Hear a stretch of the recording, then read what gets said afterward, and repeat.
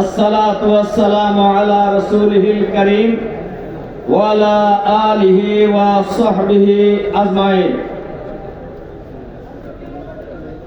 আজকের এই খতমে নবুয়তের উদ্যোগে আজকের এই মহা সম্মেলনের মাননীয় সভাপতি, মাননীয় প্রধান অতিথি সহ দেশ বিদেশের সম্মানিত নেতৃবৃন্দ, সাংবাদিক বন্ধুগণ, সম্মানিত ওলামায়ে কেরাম, দেশবাসী ভাই ও বন্ধুগণ, আসসালামু আলাইকুম ওয়া রাহমাতুল্লাহি ওয়া বারাকাতুহু।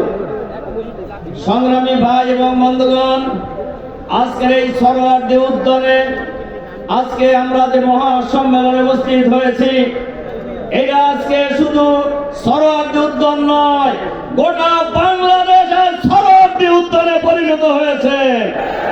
শুধু সরোয়ার্দী উদ্যানে বাংলাদেশ নয়, গোটা মুসলিম বিশ্ব সরোয়ার্দী উদ্যানে উপস্থিত হয়েছেন। আমাদের সবার বক্তব্য পরিষ্কার।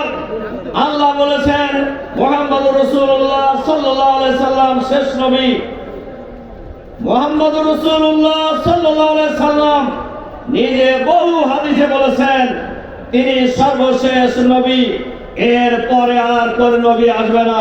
সুতরাং এর বাইরে যারা চিন্তা করে তারা কেউই মুসলমান হতে পারে না, সবাই অমুসলিম। আমরা যদি এই বাংলাদেশে জনগণ যদি আমাদেরকে নির্বাচিত করে, এই বাংলাদেশে আগামী দিনে অমুসলিম কাদিয়ানীরা অমুসলিম ঘোষিত হবে ইনশাআল্লাহ।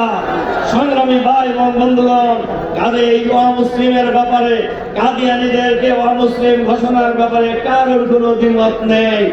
আসুন আমরা সবাই মিলে এই আন্দোলনকে আরো জোরদার করি, সেই আহ্বান জানিয়ে আমার বক্তব্য শেষ করছি। আল্লাহ হাফেজ।